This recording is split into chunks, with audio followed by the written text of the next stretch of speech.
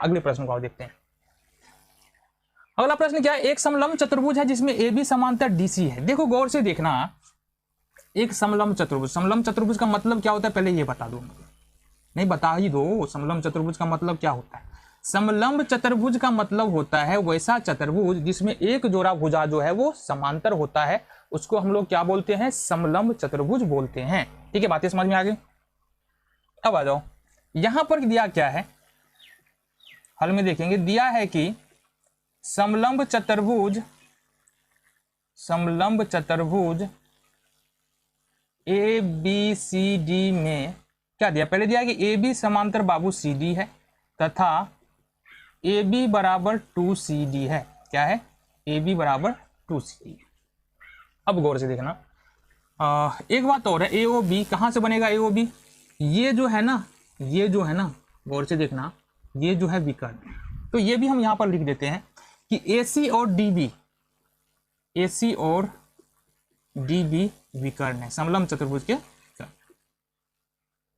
इतनी बातें हमको पता है, इतनी बातें हमको पता है। गौर से देखना, अब हम करते क्या हैं, अगर हम देखें दो त्रिभुज है हमारे पास ए ओ बी और सी ओ डी, गौर से देखना ए ओ बी और सी ओ डी, इसमें देखना त्रिभुज ए ओ बी और त्रिभुज सी ओ डी में देखना, गौर से देखना, यहां पर कोण ये वाला कौन सा, ओ ए बी, कोण ओ ए बी बराबर हो जाएगा कोण ओ सी डी के, ओ सी डी के।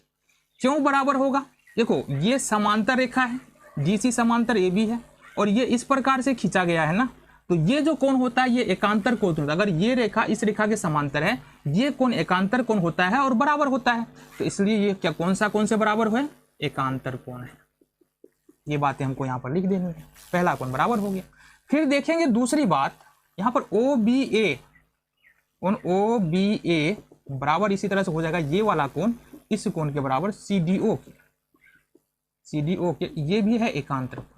अब हमको पता है कि अगर दो त्रिभुज है, दो त्रिभुजों में दो कोण बराबर है तो रेखाएं क्या, ये त्रिभुज हो जाता है समरूप, इसलिए हम क्या लिख देंगे, इसलिए त्रिभुज ए ओ बी समरूप त्रिभुज सी ओ डी, ये हो जाएगा हमारा। ठीक है, ये हो गया हमारे पास। चलो जी, अब समरूप त्रिभुज अगर हो गया है तो समरूप त्रिभुज के अगर क्षेत्रफलों का अनुपात निकाले तो क्या निकलेगा, ये बताओ।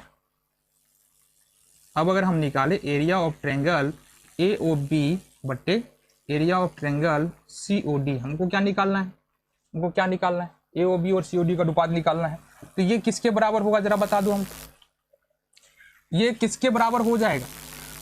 तो कोई भी एक संगत भुजा पकड़ेंगे तो संगत भुजा कौन कौन आ रहा है, देखो एक आ रहा है A O C O B O D, A B C D तो आ रहा है। तो ए बी और सी डी को हम पकड़ने वाले, किसको पकड़ने वाले, ए बी सी डी को, क्योंकि यहां पर जो गिवन है ना हमारे पास ए बी बराबर 2CD दे रखा है, इसका मतलब अपन क्या करेंगे, ए बी और बट्टे में कर देंगे सी। क्या किया हमने, ए बी बट्टे में सी।